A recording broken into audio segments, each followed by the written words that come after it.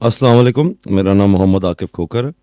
आज हम अपने पाकिस्तान स्टडीज़ के लेक्चर सीरीज़ के अंदर ऑल इंडिया मुस्लिम लीग और के वजूद को और खिलाफत मूवमेंट को थोड़ा सा देखेंगे और इस सीरीज़ को आगे बढ़ाएंगे।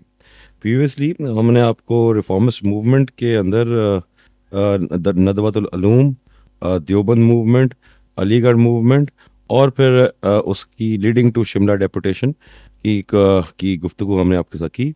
अब हम शिमला डेपुटेशन को ज़रा थोड़ा डिटेल में देख के खिलाफत मूवमेंट में इस लेक्चर को एंड करेंगे और उसके बाद हम साइमन मिशन और साइमन मिशन के बाद हम कंटिन्यू करेंगे अगले लेक्चर के अंदर 1935 के आइन को और कांग्रेस की मिनिस्ट्रीज़ आफ्टर 1937 के इलेक्शंस। सो हम बिस्मिल्लाह करते हैं जी, अपने all India Muslim league and खिलाफत मूवमेंट को देखते हैं। सो शिमला डेपुटेशन 1906 के अंदर जो मेन डिमांड्स थी शिमला डेपुटेशन के अंदर, जो हमने लास्ट टाइम आपसे लास्ट लेक्चर के अंदर सारा डिस्कस किया है, उसके अंदर सबसे पहली मज़े की बात यह है कि through out Pakistan history till partition यही डिमांड वन वे अनदर, इन्हीं डिमांड्स को लेके मुस्लिम लीग आगे चलेगी और इन्हीं डिमांड्स के ऊपर फिर 946 के तकरीबन इन्हीं डिमांड्स के ऊपर 946 के इलेक्शंस भी होंगे और उससे पीछे लाहौर रेजोल्यूशन भी के अंदर भी हमें जो अलहदा ऑटोनमस रीजन की गुफ्तगू होगी, उसके अंदर भी हमें ये सेपरेट इलेक्टोरल फॉर मुस्लिम्स की शिक नज़र आएगी। रिज़र्व सीट फॉर मुस्लिम्स की गवर्नमेंट जॉब्स के लिए हुकूमत के अंदर मुसलमानों की सरकारी नौकरियों का जो एलिमेंट है वो नज़र आएगा। हमें म्यूनसिपल कमेटी और डिस्ट्रिक्ट बोर्ड्स और यूनिवर्सिटी और syndicates basically group of people, जो लोग एक इकट्ठे होके कोई ग्रोह किसी एक मकसद के लिए काम करता है, उसको सिंडिकेट कहते हैं। जैसे क्राइम कार्टेल्स और सिंडिकेट्स होते हैं, तो उसकी भी इजाज़त हमें एक मुसलमानों की डिमांड नज़र आएगी। और शिमला डेपुटेशन की क्या डिमांड थी ji? Muslim representation in viceroy executive council, ये भी उनकी डिमांड थी। बाय द वे ये रिप्रेजेंटेशन बाद में मिलेगी भी, और हिंदू और मुसलमान दोनों, हिंदू एज इन सनातन धर्म के मानने वाले हिंदू, एक जोग्राफिकल रिप्रेजेंटेशन है। जो कोई भी ईस्ट ऑफ सिंधु यानी कि दरिया सिंध, जो इंडस रिवर है उसके ईस्ट पे रहता है, उसको पर्शियंस जो हैं वो हिंदू कहा करते थे।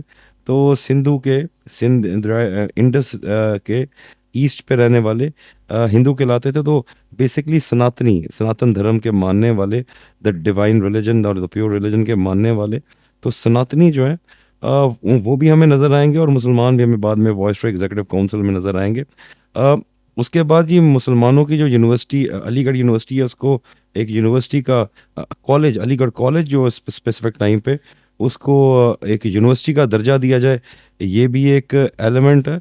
Formation of all Indian Muslim league, not only all India Muslim league but एक दरवाज़ा खोला गया कि इसके अलावा भी काफ़ी फिर बाद में शिमला डेपुटेशन के जो दरवाज़ा खोला है पॉलिटिकल पार्टीज़ की रजिस्ट्रेशन का और उसको एक्सेप्टेंस का, उससे बहुत सी आगे हमें पॉलिटिकल पार्टीज नज़र आएंगी 1937 के इलेक्शंस के अंदर, जिसमें यूनियनिस्ट पार्टी भी नज़र आएगी हमें, और काफ़ी अकेली दाल भी नज़र आएगी, काफ़ी हमें पॉलिटिकल पार्टीज भी नज़र आएंगी। सो जो मुस्लिम लीग है, इसकी जो प्रीडिसेसर है, यानी इसकी अम्मी इफ़ यू विल, तो वो जो है वो all India Muslim league education conference है, जो कि सर सैयद अहमद ख़ान ने उसको इस्टेब्लिश किया था 1886 के अंदर, 1886 के अंदर, और इसको हम first form of Muslim league भी कह सकते हैं। ये एक ऑर्गेनाइजेशन थी जिसके अंदर तमाम कम्युनिटी, तमाम मुसलमान हिंद जो हैं, वो ख्वाह जिस मर्जी सेक्ट से हैं, वो इस्माइलीज़ हैं, वो जाफरीज़ हैं, वो आगा खानीज़ हैं, वो देवबंदीज़ हैं, वो वहाबीज़ हैं, वो ब्रेलवीज़ हैं, वो जो जिस मर्जी सेक्ट से बिलोंग करते हैं, वो इस कॉन्फ्रेंस का, वो सेकुलर्स हैं या वो ऑर्थोडॉक्स हैं, वो मज़हब को मजहबी तालीम की तरफ उनका रुझान है या फिर वो मॉडर्न तालीम की तरफ उनका रुझान है, इन सब का इकट्ठा होना एक जगह पे और बैठ के प्रमोट करना कि हम किस तरह मुसलमान कम्युनिटी को मॉडर्नाइज कर सकते हैं लिबरल एजुकेशन की तरफ। इस कमेटी का एक मेन जुज़ था, जिसकी वजह से हमने आपको प्रीवियस लेक्चर्स के अंदर एजुकेशनल मूवमेंट्स का, देवबंद का और नदवा का एक प्रिसाइसली आपको हमने इसके बारे में बताया। और तो ये जो प्रीडिसेसर है ऑल इंडिया मुस्लिम लीग, ये हर साल 1886 के बाद एक एनुअल मीटिंग के अंदर ये लोग मिला करते थे। इस कॉन्फ्रेंस के जो कॉन्फ्रेंस थी all India Muslim education conference, इसकी मेन बुनियाद क्या थी, इसका मेन जुज क्या था, इसके प्रिंसिपल्स क्या थे? To make an effort to spread among the Muslims the western education to the higher standards, एक अच्छे तलीमी निज़ाम और मॉडर्न तलीमी निज़ाम का वजूद में लाना, अच्छे लेवल के तलीमी निज़ाम का मुसलमानों के लिए। To acquire in to the state of religious education in English schools founded and endowed by Muslims, and to find out means to conduct it in the best possible way।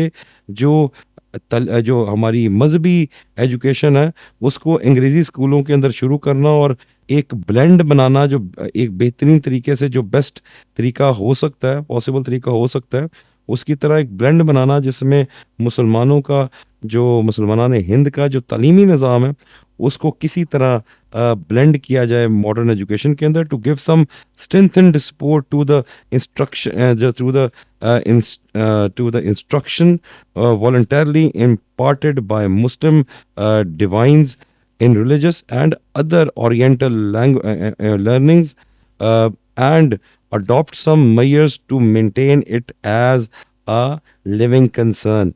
ये एक बहुत ज़रूरी नुक्ता है कि जो मुसलमानों की डिवाइन रिलीजियस एजुकेशन है उसको एक ऐसी लर्निंग की कैपेसिटी के अंदर लाना जो कि ज़िंदगी को चलाने के अंदर और उसको मेंटेन करने के अंदर उसको काम कर सके। और ये जो इंस्ट्रक्शंस है ये वॉलंटरली इम्पार्टेड बाय मुस्लिम, यानी कि ये रज़ाकाराना तौर पे मुसलमान इसको सपोर्ट करें और सपोर्ट करके इसको आगे लेके जाएं, उसको मजबूत करें, जो हम ये सारे मामले को कर रहे हैं। To examine a state of education and instruction in the indigenous primary schools and take steps to remove their present state of decay and directing them into the path of progress। जो उस वक़्त के जो रवायती the traditional school system था, primary school system था, उसके अंदर जो उसका निज़ाम तबाही की तरफ जा रहा था, वो मुहावरा नहीं आपने सुना हुआ, लड़ते लड़ते होगी गुम, एक की चोंच एक की दुम। यही कोई हाल था कि जब इन्फोर्स करके अंग्रेज़ों ने यहाँ पर अपना तलीमी निज़ाम लगाया, तो निज़ाम इन्फोर्स किया, एजुकेशन इन्फोर्स की, उससे यहाँ का जो लोकल तलीमी निज़ाम था उसको बहुत ज़्यादा मसाइल का सामना करना पड़ा और वो डिके की तरफ चला गया। तो उसको मेंटेन करना इनके प्राइमरी प्रिंसिपल्स में से एक प्रिंसिपल था। तो 1906 की जो कॉन्फ्रेंस थी, इसके बारे में जो जैगम खान है वो अपनी किताब पाकिस्तान ऑफ द इस्माइलीज उसमें लिखते हैं कि after the conference sponsored agitation against the partition of Bengal 1905, all India Muslim education conference was held at Shahbag in Dhaka, capital of the then East Bengal and Assam province, in the year 1906. The conference was sponsored by Nawab Khwaja Samiullah, the Nawab of Dhaka. The conference was inaugurated on 27 December 1906 and continued till 29 December 1906 as Conference on Education. The inaugural session was chaired by Nawab Justice Safruddin and newly appointed Justice of Kolkata high court. तो basically ये जो conference थी, इसने जो agitation हुई थी, जो लड़ाई हुई थी, या जो एक फड्डा हुआ था जो पार्टीशन ऑफ बंगाल के बाद, उसके बाद ये जो कॉन्फ्रेंस है ये ढाका के अंदर 27 दिसंबर 1906 से लेकर 29 दिसंबर 1906 तक इसकी कॉन्फ्रेंस ये चली। इसको इनॉग्रेट जो है वो नवाब जस्टिस सफरुद्दीन ने किया, जो कि उस वक्त ताज़ा नए कलकत्ता हाई कोर्ट के जज अपॉइंट हुए थे। तो ताकतवर लोग इसको मैनेज कर रहे थे। तारिक हुसैन अपनी किताब the Aligarh movement and the making of the Indian Muslim mind, उसके अंदर लिखते हैं कि those assembled met again on 30th December 1906, the day after the conclusion of education conference. The assembly was chaired by Nawab Waqarul Mulk. At the meeting, a motion of to form an all India Muslim League was passed, and initially a party style as All India Muslim Confederacy was discussed, but in the process, the name All India Muslim League, proposed by Nawab Khwaja Sir Samiullah Bahadur and seconded by Hakim Ajmal Khan, was resolved in the meeting. All delegates were registered as members of proposed party led by Janab Muslim Mulk and Nawab Waqar al Mulk as joint governors. So जो वो conference जी थी जो 29 के अंदर 29 दिसंबर को conclude हुई, उससे अगले दिन यानी कि 30 दिसंबर को एक नोशन उस मीटिंग के अंदर मूव हुआ, जिसके अंदर ये फैसला किया गया, ये नोशन पे उन्होंने वोटिंग की और यूनानिमसली इसको कबूल किया कि एक पार्टी स्टाइल की हमें एक सिंडिकेट, एक ग्रुप, एक सियासी पार्टी हमें बनानी चाहिए, जिसका नाम पहले ऑल इंडिया मुस्लिम कॉन्फेडरेसी रखा गया, लेकिन बाद में कहा गया नहीं, कॉन्फेडरेसी सही वर्ड नहीं है, तो बाद में सारे ऑल इंडिया मुस्लिम लीग के नाम पे उन्होंने इसको कबूल किया। जो डेलीगेशन थे, जितने भी डेलीगेट्स थे, वो उस पार्टी के पहले मेंबर बन गए, और ये जो पार्टी है ये इट वाज लेड बाय, उसके जो पहले लीडिंग जो उनके चेयरपर्सन या लीडर बने वो जनाब मोहसिन उल मुल्क मले। हमारी जनरेशन यानी कि जो करंट जनरेशन है, इसके एक बड़े मशहूर एक शायर हैं जॉन एलिया जिनकी डेथ होगी बाय द वे। वो जॉन एलिया फरमाते हैं कि जो पाकिस्तान है ये मुस्लिम लीग के लड़कों की शरारत है। तो देखा जाए तो बात तो ठीक है, ये सारे जो लोग हैं ये सॉरी अलीगढ़ के लड़कों की शरारत है, तो बात तो ठीक है, ये सारे जो मुस्लिम लीग के उस वक्त के डेलीगेट्स हैं, इनको प्रिजाइड करने वाले भी अलीगढ़ के लोग हैं डेलीगेशन के अंदर, जो शिमला डेपुटेशन के अंदर जाने वाले लोग भी अलीगढ़ के हैं, और उसके बाद जो चेयर करने वाले लोग हैं जनाब वकार उल मुल्क और मोहसिन उल मुल्क, उनका भी ताल्लुक अलीगढ़ के साथ है। बात वो ठीक नहीं करते, वो बात वो गलत नहीं करते। तो ये एक तस्वीर है जी, ये 1930 के अंदर जब उन्होंने फाउंडेशन रखी ऑल इंडिया मुस्लिम लीग की ढाका में, तो ये उनके मेंबर्स की तस्वीर है। कितने मज़े की बात है कि मुस्लिम लीग जिसने सारी स्ट्रगल की पाकिस्तान के बनने के लिए, उसकी सारी स्ट्रगल, सारी मेहनत, और पाकिस्तान के बनने के लिए जितनी भी मेहनत हुई वो सारी की सारी डायरेक्टली ढाका के साथ इन्फ्यूज़्ड है, डायरेक्टली बांग्लादेश के साथ इन्फ्यूज़्ड है। वो तो 1940 के बाद देखिए 1937 के इलेक्शन में जो आज का मॉडर्न पाकिस्तान है, उसमें तो यूनिस्ट पार्टी जीती, और यूनिस्ट पार्टी के सिकंदर हयात खान साहब जीते। यहाँ पर तो मुस्लिम लीग कोई मार्का नहीं मार सकी। वो बाद में 1946 में जाके Muslim League secure around 90 to 95% votes, जो कि हम बाद में इसको देखेंगे। तो जितनी भी स्ट्रगल की पाकिस्तान के बनने के लिए, वो ढाका के अंदर हुई, और मुस्लिम लीग का पहला जो हेड ऑफिस है वो भी ढाका के अंदर हुआ, और ये तस्वीर भी ढाका में ही ली गई। तो जो ऑनरी प्रेसिडेंट थे पहले मुस्लिम लीग के, वो sir Sultan Mohammed Shah Aga Khan the third थे। ये सर आगा खान जो ये 48 इमाम थे नज़ारी इस्माइली सेक्ट ऑफ शिया इस्लाम। ये बताना आपको क्यों ज़रूरी है कि बाद के लेक्चर्स में आपको ये बताऊंगा कि पाकिस्तान एक ऐसा मुल्क वजूद में आया जिसके अंदर तमाम मक्ता फ़िक्र इस्लाम ने एक जुज़ होके एक मुल्क के बनने के लिए स्ट्रगल की, जिसमें जाफरीज़ हैं, जिसमें इस्माइलीज़ हैं, जिसमें आगा खानीज़ हैं, जिसमें देवबंदीज़ हैं, जिसमें मतलब सुन्नी ब्रेलवीज़ हैं, जिसमें समवट वहाबीज़ भी हैं। इन सब ने इवन जो अब्दुल कलाम, जो देवबंदीज़ में हम बाद में देखेंगे, जो अब्दुल कलाम आज़ाद की भी जो पॉइंट ऑफ व्यू था कि वो क्यों पाकिस्तान के बनने के अंदर शामिल नहीं थे, वो भी दारुल हरब और दारुल रहमा का एक मसला था, एंड वो इंडिया के साथ रह गए। और लेकिन हिंदुस्तान के अंदर मुसलमानों का क्या हाल हो रहा है ये भी हम सब जानते हैं। सो दैट्स दैट एंड आगे the leagues constitution was framed in 1907, और एक हरे रंग की किताब उन्होंने एक हरे रंग की किताब में उसको लिखा, और वो मोहम्मद अली जौहर ने पहला कॉन्स्टिट्यूशन लिखा जी। मोहम्मद अली जिन्ना जॉइंट मुस्लिम लीग, बाद में मोहम्मद अली जिन्ना ने मुस्लिम लीग को ज्वाइन किया। यहाँ पर हमें मोहम्मद अली जिन्ना की थोड़ी सी पर्सनालिटी प्रोफाइलिंग करने की बहुत ज़रूरत है। 20 साल की उम्र में जिन्ना began his practice in Bombay, the only Muslim barrister in the city. English had become his principal language and would remain so throughout his life. His first 3 years in the law from 1897 to 1900s brought him few benefits. His first step towards the brighter career occurred when the acting Advocate General of Bombay, John Molesworth Macpherson, invited Jinnah to work for his chamber. 20 साल की उम्र में उन्होंने बैरिस्ट्री करके अपनी practice का आगाज़ किया। 3 साल उन्होंने अपनी प्रैक्टिस की, लॉ प्रैक्टिस किया, 97 से लेकर 1897 से लेकर 1900 तक। उसके बाद मोल्सवर्थ ने उनको इनवाइट किया कि तुम आके मेरा चैम्बर ज्वाइन करो। यहाँ पर जिन्ना को देखने के लिए आपको ये देखना पड़ेगा, जिन्ना जो है वो किसी गरीब फैमिली से बिलोंग नहीं करते। He comes from a very wealthy family. उसका अंदाज़ा आप इधर से लगा लें।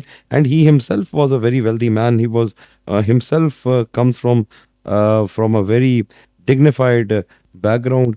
1900 यानी कि इन 1900 पीएच दस्तूर Bombay presidency magistrate left his post temporarily, and Jinnah succeeded it in getting that interim position. जो दस्तूर थे, पीएच दस्तूर, ही एक्चुअली उनको कुछ देर के लिए छुट्टियों पे जाना पड़ा, और उनको थोड़ी देर के लिए मजिस्ट्रेट की पोजीशन के लिए उनको हायर किया गया। तो appointment after 6 months appointment period, Jinnah was offered permanent position on 1500 rupees per month salary. उनको परमानेंट पोजीशन की ऑफर मिली। उनका 1500 मंथली आपको ये हम सैलरी देते हैं।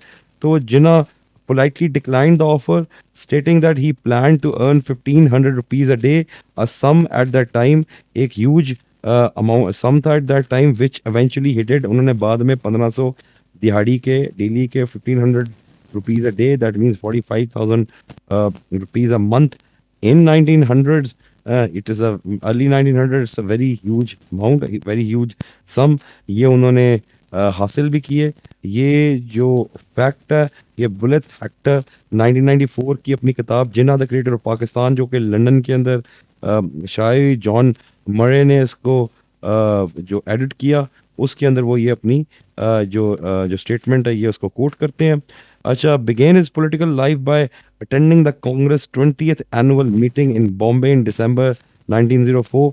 जिन्ना जो थे ये हिंदू मुस्लिम के यूनिटी के शुरू में हिंदू मुस्लिम यूनिटी के एक प्रमोटर थे। उन्होंने दिसंबर 1904 के अंदर ना सिर्फ उन्होंने कांग्रेस को ज्वाइन किया, बल्कि उन्होंने बहुत ज़्यादा क्रिटिसाइज़ किया ये ऑल इंडिया मुस्लिम लीग वालों को कि ये कैसे मुसलमानों को रिप्रेजेंट कर सकते हैं। Jinnah wrote a letter to the editor of the newspaper Gujarati asking what the right the members of delegation had to speak for the Indian Muslims as they were unelected and self appointed. उन्होंने को किसी ने elect भी नहीं किया था, उन्होंने अपनी आप को खुद ही पोजीशन दे दी। तो दैट्स वाई उन्होंने कहा, ये जिन्ना जो थे वो बहुत क्रिटिक थे, उन्होंने वो बहुत इसके खिलाफ थे कि एक अलग पार्टी बने, कांग्रेस है तो ठीक है। ये जो अगेन ये जो इसका रेफरेंस है ये नीचे दिया गया है। जसवंत सिंह 1909 में जिन्ना इंडिया पार्टीशन एंड इंडिपेंडेंस में ऑक्सफोर्ड यूनिवर्सिटी प्रेस के अंदर किताब छपी है, उसके अंदर लिखते हैं। So the first election in office in 1909 he was, उन्होंने पहली दफ़ा जो इलेक्टिव ऑफिस जो उन्होंने हासिल किया वो 1909 में हासिल किया। वो बॉम्बे के मुस्लिम रिप्रेजेंटेटिव बने इंपीरियल लेजिस्लेटिव काउंसिल के अंदर। वन ऑफ ये उन्हीं इन शराइत में से एक शर्त है जो मुस्लिम लीग ने एक्चुअली रखी थी वॉइसरॉय के सामने। तो he joined All India Muslim League in 1914, but उन्होंने 1914 के अंदर बेशक मुस्लिम लीग को ज्वाइन कर लिया, लेकिन yet again he was a advocate promoter of Hindu Muslim unity.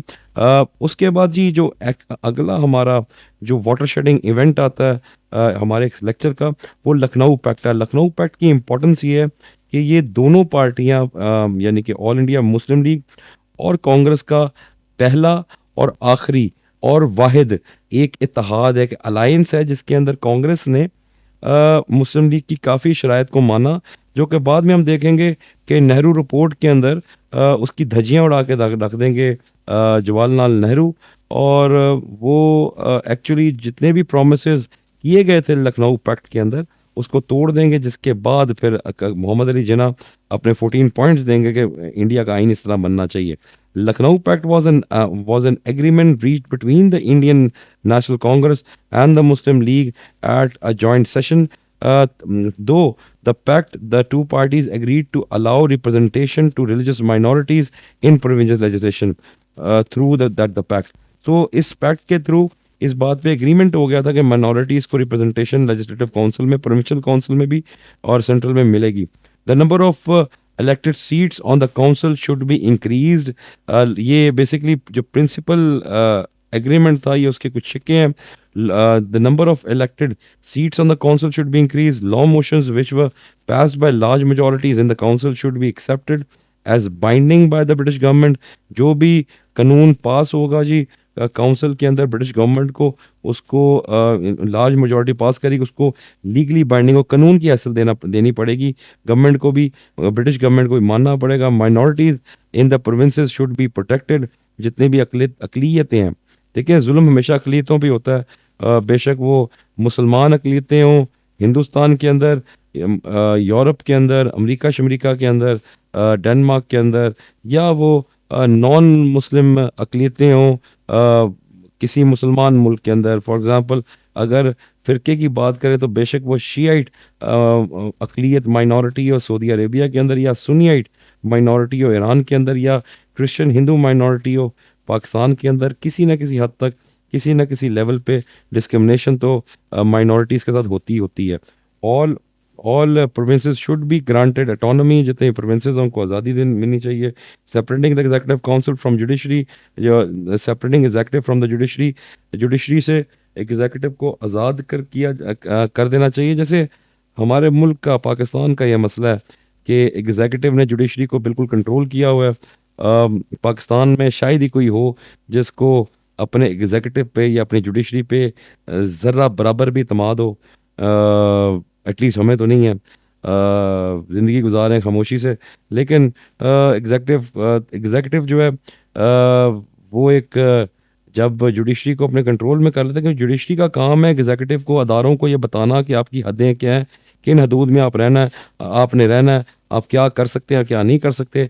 Unfortunately यहाँ पर हमारे जो सो कॉल्ड जो पार्लियामेंटेरियंस हैं, जो कि जमहूरियत पसंद लोग हैं, उन्होंने ही पाकिस्तान की जो जुडिशरी इसकी धज्जियाँ उड़ा दी। मैं पिछले दिनों सुन रहा था कोई politician, I am not this is a subject of politics, लेकिन I am not gonna take names. तो कोई कह रहा था, कोई आपका पॉलिटिशियन, कि भाईजान जो जो पार्लियामान है वो मुकद्दस होता है।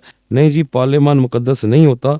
पार्लियामान की को उसकी हैसियत और औकात बताने वाला लेजिस्लेचर जो कानून है, जो आइन है, उसकी तशरीह जो है कि कहाँ पार्लियामान की क्या हैसियत और एग्जीक्यूटिव कौन और बाकी लोगों की क्या हैसियत है, ये जुडिशरी ने बताना होता है। और ये जमहूरियत जो है, ये सेपरेशन ऑफ पावर और बैलेंस ऑफ पावर के बगैर नहीं चल सकती। ये एक इमेजिनेटिव लाइंस होती हैं, क्योंकि ताकत के पावर की बहुत ज़्यादा डेफिनेशंस हैं। पावर की कई डेफिनेशंस में से एक डेफिनेशन ये भी आती है कि ताकतवर वो है जिसके पास हेजेमनी ओवर वायलेंस, जुल्म करने का इख्तियार है, कि वो जुल्म करे और उससे पूछा भी ना जाए। जैसे कि हमारे मुल्क में 26वीं आइनी तरमीम हुई है, और जैसे कि हमारे मुल्क में फ़ाइज़ ईसा साहब ने गंद मारे हैं, फिल्थ मारी है, वो सारे हमारे सामने हैं तारीख में। हम तो जब लिखेंगे तो हम फ़ाइज़ ईसा को the worst of the worst of the worst of the worst लिखेंगे, इनकॉम्पिटेंट चीफ जस्टिस लिखेंगे, जाहिल चीफ जस्टिस लिखेंगे, ऐसा चीफ जस्टिस लिखेंगे जिसने आइन की किताब को फाड़ के यानी कि रद्दी की टोकरी में फेंक दिया। Judiciary has no power in Pakistan, judiciary is a stooge of the executive in Pakistan. लेकिन यहाँ पर भी यही कहानी है कि यहाँ पर भी जुडिशरी को एग्जीक्यूटिव से दूर करने की मामलात हो रहे हैं। अब यहाँ पर एग्जीक्यूटिव जो है, हम आगे देखेंगे, यहाँ पर एग्जीक्यूटिव मुसलमान और हिंदू और डोगराज और सिख सोल्जर्स भी हैं, जिन्होंने बाद में जाके सरकारी नौकरियां करनी है। कैसी अजीब बात है।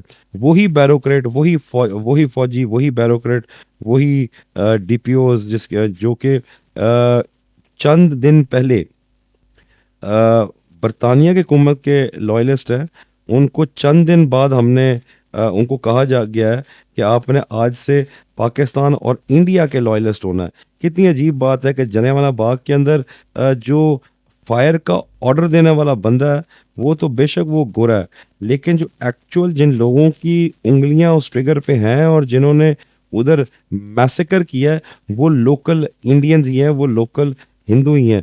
कैसी अजीब बात है कि हिंदुस्तान के ऊपर कब्जा करने के लिए जितने भी सोल्जर्स हैं वो सारे लोकल्स हैं।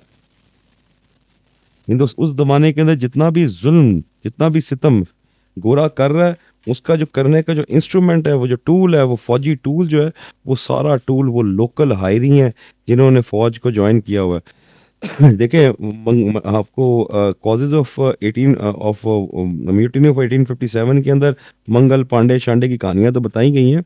वो लोग 1857 के अंदर जो रिवॉल्ट करते हैं, एक्चुअली हिंदुस्तान को गुलाम करने के अंदर उनका बहुत बड़ा हाथ है, बिकॉज अंग्रेज की जितनी भी फौज थी उसके अंदर भर्ती तो लोकल लोग ही थे ना जी।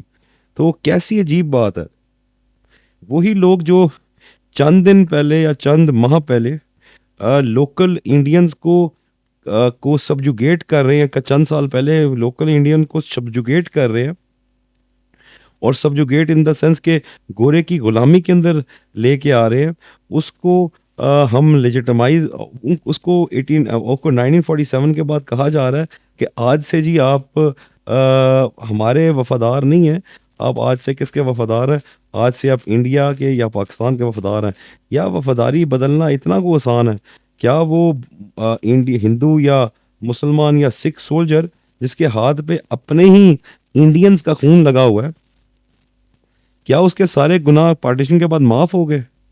क्या उसने जो लोकल इंडियंस को उस बैरोक्रेट ने जो लोकल इंडियंस को कैद करके रखा हुआ था, क्या उसके सारे गुनाह माफ हो गए? ये भी एक क्वेश्चन है जी। एक बड़ा मशहूर आदमी है जिसको हम मैल्कम एक्स कहते हैं। ये मैं आपको भी स्क्रीन शेयर हुई हुई है, हाँ जी, मैं आपको दिखाता हूँ। उसका नाम है मैल्कम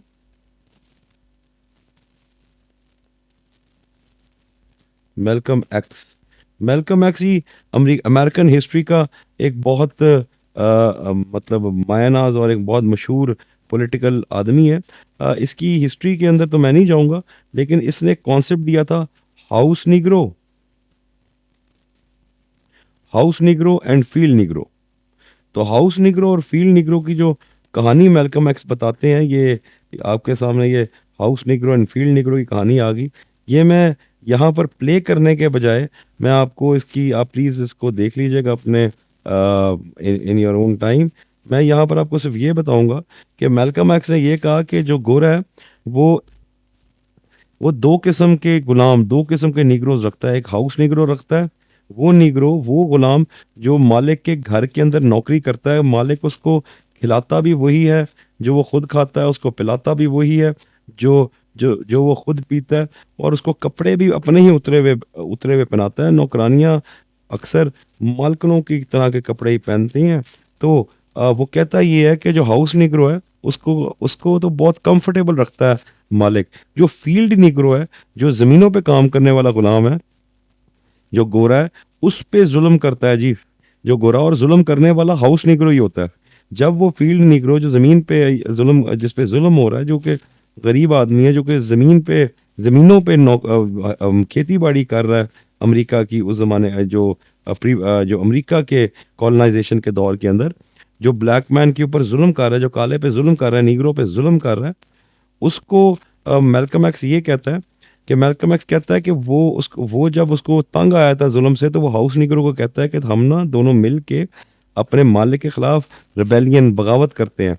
तो हाउस निग्रो जो है वो ना सिर्फ मुखबर होता है मालिक का, बल्कि वो कहता है फील्ड निग्रो को, यकीनन तेरी ही कोई गलती है कि जिसकी वजह से तेरे पे मालिक जुल्म कर रहा है, मालिक तुम्हारा बड़ा अच्छा है। सो तो ये जो हाउस निग्रोज थे हमारे जो हिंदुस्तान के बैरोक्रेट्स, और ये इन फील्ड निग्रोज के ऊपर पहले कंट्रोल जमा के बैठे हुए थे 947 से पहले। लेकिन अब 1947 जब हो गया, पाकिस्तान आज़ाद हो गया, तो अब ये हाउस निग्रोज जो है, ये फील्ड निग्रोज के नीचे रह के, सियासी लोगों के नीचे रह के कैसे ऑपरेट करेंगे? फन फैक्ट आपको बताऊं कि पाकिस्तान का पहला जो चीफ जो था वो ही अयूब खान थे, and he stayed for very long. तो आप आगे देख लें, ब्लडी सिविलियंस की जो कहानी है, जो वर्ड है ब्लडी सिविलियंस, ये 1947 से शुरू हो गया। और ये वर्ड जो ब्लडी सिविलियंस का जो वर्ड है, यही हमें हाउस निग्रो और फील्ड निग्रो की कहानी बड़ी खूबसूरत तरीके से बयान करता है। At least half of the members of the executive council being elected and legislative council having a majority of elected members, ये भी एक शिक थी जी उसकी, मतलब लखनऊ पैक्ट की सॉरी, लखनऊ पैक्ट के बाद दूसरा जो एक वाटरशेड इवेंट आता है मुसलमानाने हिंद की तारीख का, ऑल इंडिया मुस्लिम लीग की तारीख का। जब हम एज एन पाकिस्तान की पाकिस्तान स्टडीज़ पढ़ रहे हैं, तो हमारा जो फोकल पॉइंट है, जो लेंस हमने आंखों पे लगाया है, जो हमने ऐनक आंखों पे पहनी है, जिसको देख के हम ये सारी हिस्ट्री देख रहे हैं, वो टू नेशन थ्योरी की का लेंस है। अगर हम इंडियन हिस्ट्री देखें तो वो बहुत सेकुलर लेंस है, जिसके अंदर कांग्रेसी मौलवी अब्दुल कलाम आज़ाद वगैरह हिंदुस्तान के बाकी फ्रैक्शंस के साथ मिल के जदोजहद कर रहे हैं। उनका हिंदुस्तान को ज्वाइन करने का फैसला ठीक था या गलत था, इसकी मिसाल सिर्फ इतनी है कि आज हिंदुस्तान का मुसलमान, उसको सबसे ज़्यादा प्रॉब्लम ये है कि वो उधर के रहने वालों को ये साबित कर दे कि मैं हिंदुस्तान का वफादार हूँ, पाकिस्तान का वफादार नहीं हूँ। और हम उनकी ये चीज़ें देख के बड़ा इंजॉय करते हैं जी। पाकिस्तान में उनको हिंदुओं से मार पड़ती है, उनको गाय का गोश्त जो हंटर बीफ है हमारा, बड़ा मज़े से तिक्के तुक्के यहाँ पर खाते हैं, तो उनको तो गाय का गोश्त खाना, उनको कुर्बानी की मसाइल उनके, आप कभी उनकी मीडिया को देखें, उनके सोशल मीडिया को देखें, आपको पता लगे हाँ बेचारे मजबूर हैं, वो अपने मुंह से कुछ निकाल नहीं सकते हैं, क्योंकि जो हिंदू महाराष्ट्र के जो पैरोकार हैं वो उनकी ऐसी की तैसी कर देंगे। लेकिन ये खिलाफत मूवमेंट का जो इवेंट था, यहाँ पर हिंदुओं ने और मुसलमानों ने मिल के जो सोल्जर्स यहाँ से गए हुए थे लड़ने के लिए, उनको वापस बुलाने के लिए नंबर वन मेहनत की कि आप हमें बुलाएं वापस जी, हमारे सोल्जर्स को। By the way, Indian British army world war one के अंदर बाकायदा तौर पे फ़लस्तीन के अंदर जा पे लड़ी है।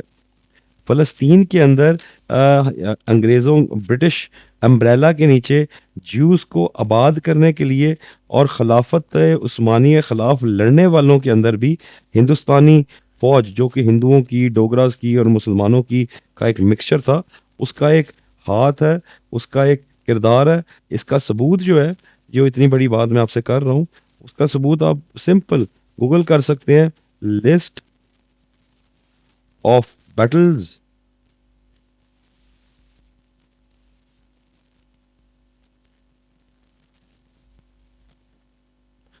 of by Ottomans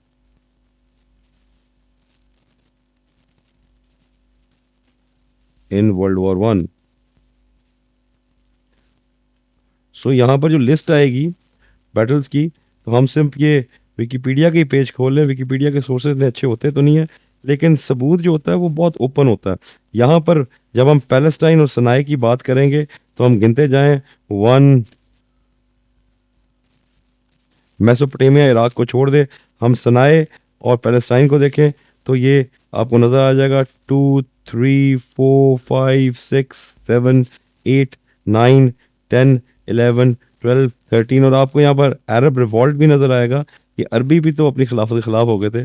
तो हम देखें तो कितने, 13 14 15 16 17 18 19 20 21 22 23 24 25 26 27, तो ये ऑलमोस्ट 50 के करीब कैंपेन्स हैं। और हम यहाँ पर कोई अगर हम खोल लें, कोई किसी को हम देखें, फॉर एग्जांपल डमास्कस का हम देखें, तो डमास्कस की वॉर के अंदर कौन कौन एक्टर्स थे जिन्होंने ऑन ग्राउंड बैटल के अंदर हिस्सा लिया, अगर हम उसका ही थोड़ा एनालिसिस करें तो हमें नज़र आएगा कि यहाँ पर इंडिया का एक नाम है।